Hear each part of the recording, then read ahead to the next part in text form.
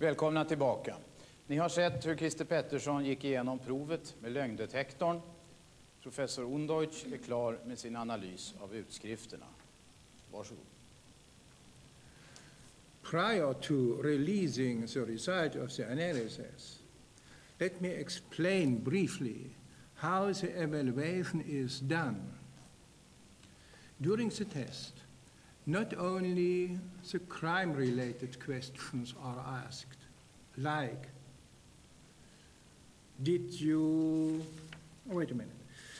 sköt du makarna Palme? Eller en annan fråga var, avlossade du den 28 februari 1986 2 skott mot makarna Palme? Och den tredje relevanta frågan var, hade du på kvällen den 28 februari 1986 mordvapnet i din hand? Those are the relevant questions. And of course, the relevant questions are all the time personal, accusatory, and threatening. And everyone would react very strong to those questions, no matter is he innocent or guilty. Therefore, comparative personal questions are asked, called control questions. The innocent person is more concerned about the accuracy of his answers to the control questions. The guilty person is more concerned about the relevant questions because he is afraid that his reactions will reveal that his no answer is not the truth. In other words, would reveal that he is the guilty person. Now, this evaluation is done, those are the charts, by measuring, counting, so it is a numerical evaluation. Now, the result. I conducted 2 examinations. The first examination was on the question whether or not he is the perpetrator of the murder on Olof Palme. And the questions were, as I said, sköt du på makarna Palme? Avlossade du 2 skott mot makarna Palme? Hade du på kvällen den 28 februari och så vidare mördarvapnet i din hand? The outcome, the numerical outcome, the total score of this examination is +10. Now again I have to explain the rationale of the numerical evaluation. Total scores of -6 or lower mean he is guilty. Plus scores of +6 and higher mean he answered truthfully the relevant crime questions. All scores between -5 and +5 are inconclusive. We don't have a clear-cut outcome. Now regarding the validity of such an outcome. When taken into account only the decisions, that means omitting the inconclusive outcomes, then the percentage of correct outcomes is, in normal cases, 95%. In this case of course, we do have a very special problem because the examination has been conducted 8 years after the crime under investigation, which was a very long time. With respect to this time distance, I think that the validity in this case is lower than 95%. It's very difficult to come up with a certain percentage because no studies have been conducted on the relationship between the passage of time between the offense and the examination. So I can only give an estimate to the best of my knowledge. And my personal estimate would be that the accuracy in this case would be in the range of 80%. That would mean that we have based on the results only on this test a probability of about 80% that Christoph Peterson is not the actual perpetrator. So this was the first test. Now briefly the results of the second test. In the second test, I was dealing with the question, did he have the murder weapon in his hands? Does he know where the murder weapon is right now? The outcome of the second test was a +12. And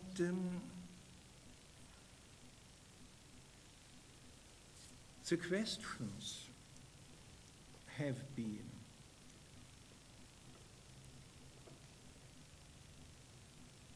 the murder weapon was loaded with a very special ammunition. Very likely that the actual perpetrator knew about this. After the murder, of course, a few days after the murder, every adult man or person in Sweden knew about this special or unusual ammunition. So the question was, kände du till den 28 februari 1986 att mordvapnet var laddat med en ovanlig ammunition? One of the questions. Next one was, hade du den 28 februari 1986 revolvern som används vid mordet på Olof Palme i din hand? The last question was, vet du var den revolvern som används vid mordet på Olof Palme finns idag? På den sista frågan, this perhaps is interesting. He obtained a plus score of +8, which is a very high score for one single question. So that means, at least with respect to the last question, vet du var den revolvern som används vid mordet på Olof Palme finns idag, is a very high probability that he actually doesn't know where this weapon is today. But in general, to summarize the outcome of the second test with a total score of +12, Also, the second test has the result that he, with a prevailing probability, perhaps a probability in the range of 80%, did not have the murder weapon in his hands and doesn't know where it is today.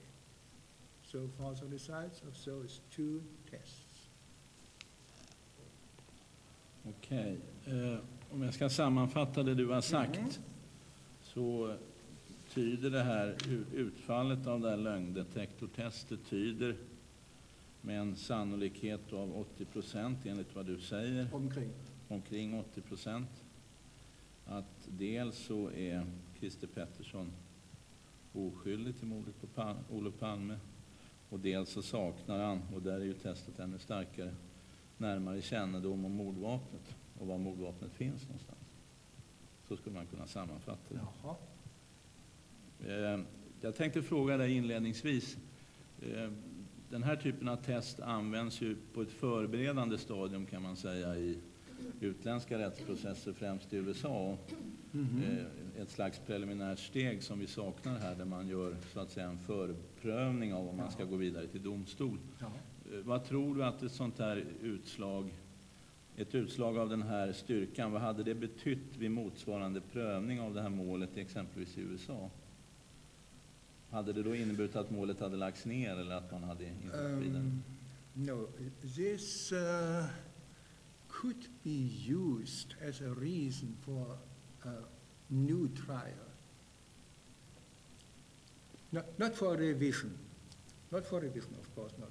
But maybe as a reason for a new trial, or at least to stimulate new investigations. Okej, i det läget då att han är dömd så att säga. Men anta att vi befinner oss i det läget att man utreder huruvida han har gjort det här. Och sen så genomför man ett sånt här test.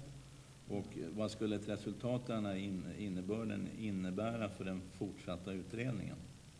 Most of the time, as long as there is no other overwhelming, incontrovertible evidence to the opposite, most of the time,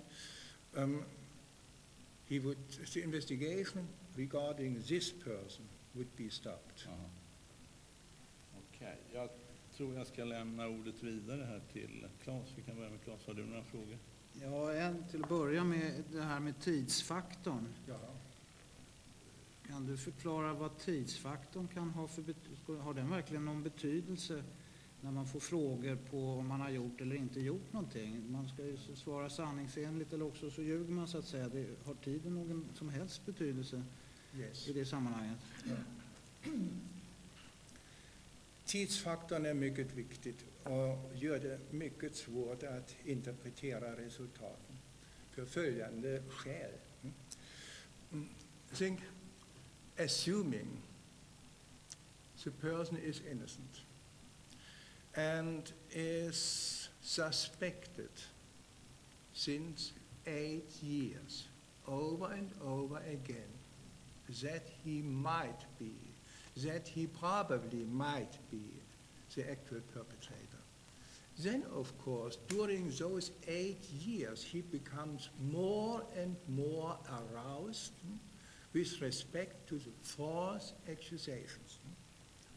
And I think we did have kind of an example this morning, but it could as well be the other way around, because assuming we are dealing with the actual perpetrator, now after 8 years running a polygraph test, he might be accustomed to hear the accusations and doesn't react anymore as strongly as he would have done in the beginning of the examination.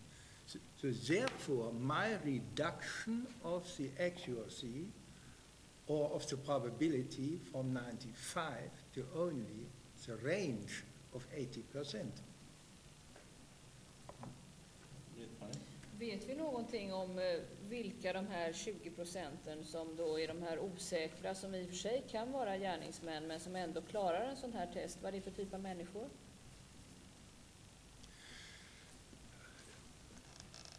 This depends on, we have wrong outcomes on innocent people and we have wrong outcomes on guilty people. In this case, there is only one alternative.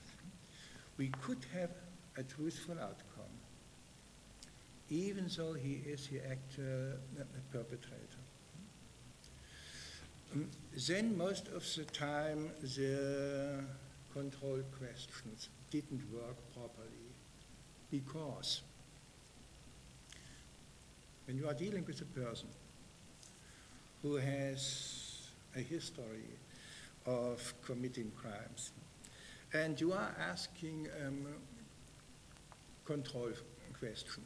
For example, the typical control question in a murder case, as taught in the American polygraph schools, typical question in a murder case would be, did you ever hurt someone?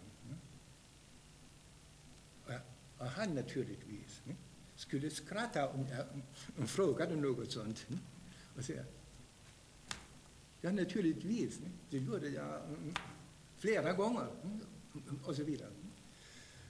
So you have to find another type of control questions, a very sophisticated type of control questions, which I did in this case. Otherwise, it would be impossible to run a test on him after 8 years that has, with a person who has a history like he has of criminal offenses.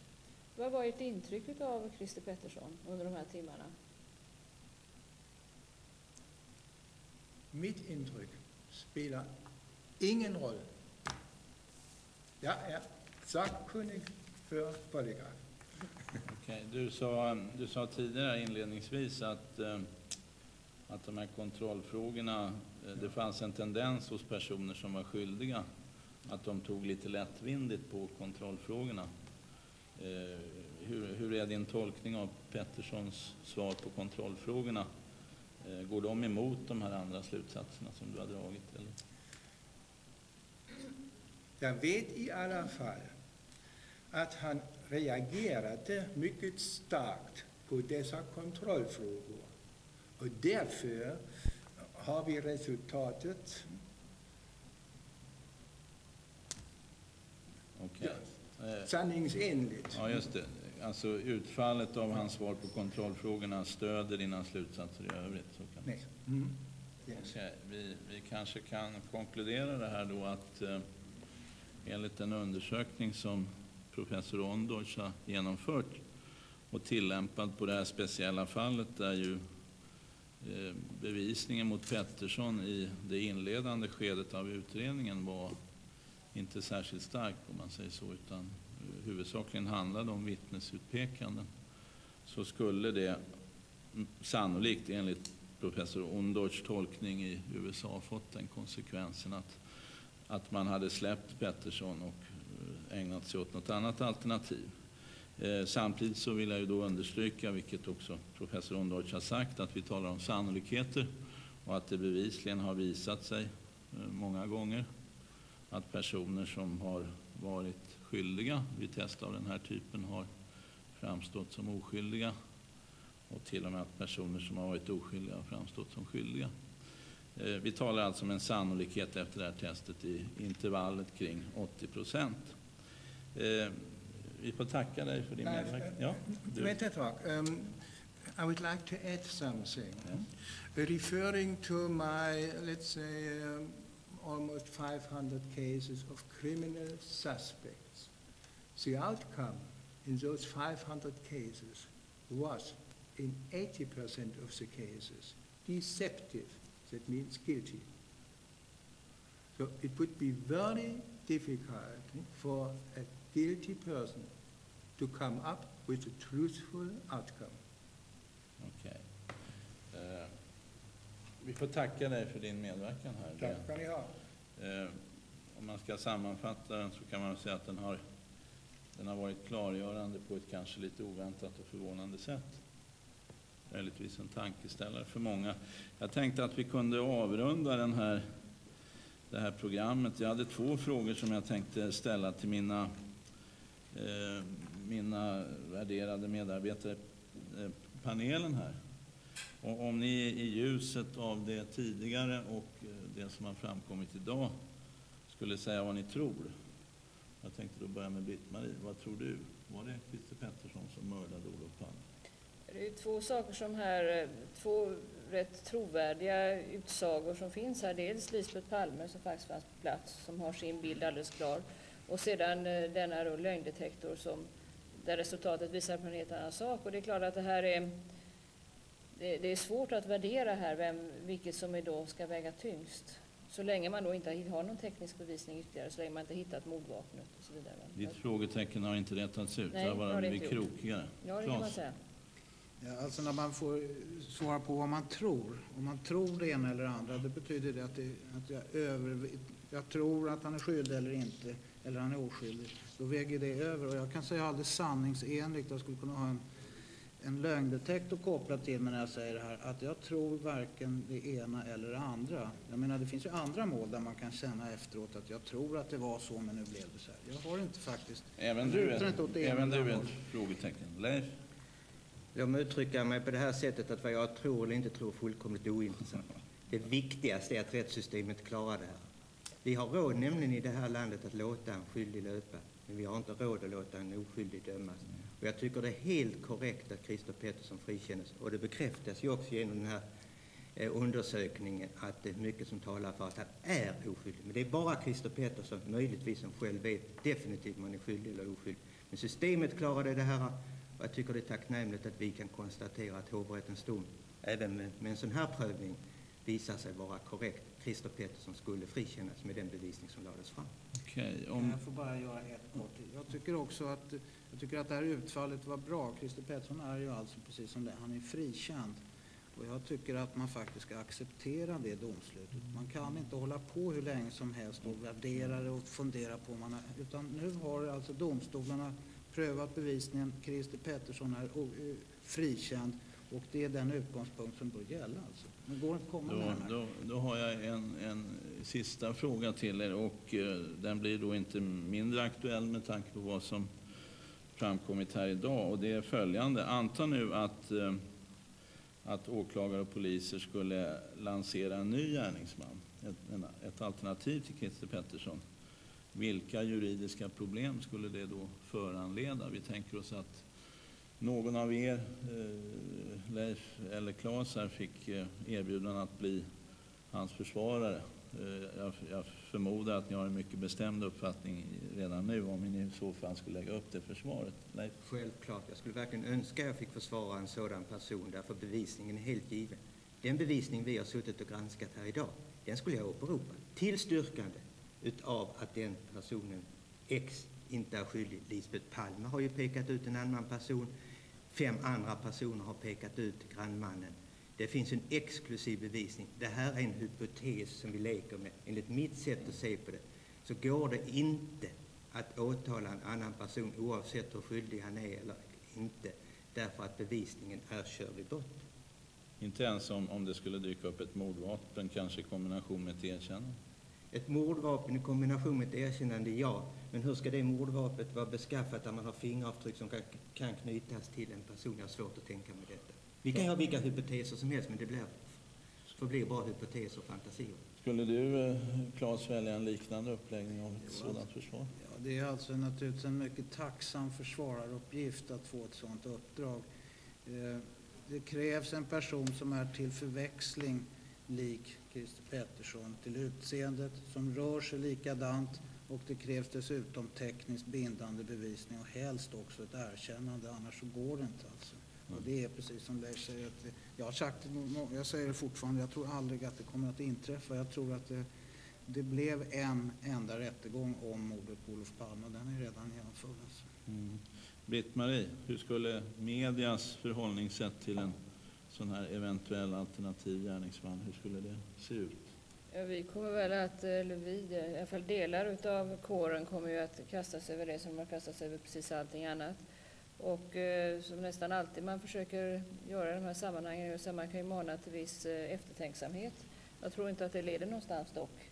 Jag tror att vi kommer att få lika upphetsad, lika uppjagad pressbevakning utav detta. Och det värsta utav alltihopa är ju att vi kommer förses utav pressen, eller utav polisen noggrant med alla detaljer, så att vi kommer att vara väl försedda. Ja, jag ska fatta mig kort och avslutningsvis. Det sägs i olika sammanhang att tvivel är forskarens adelsmärke.